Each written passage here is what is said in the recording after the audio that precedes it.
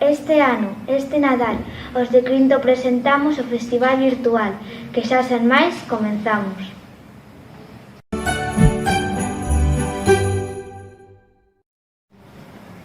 Como ben sabedes todos, é a pintura o noso tema.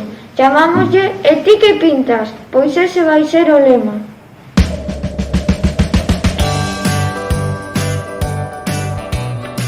Comeza este festival cos máis pequenos do cole, cuarto e quinto de infantil, que son os nenos pintores.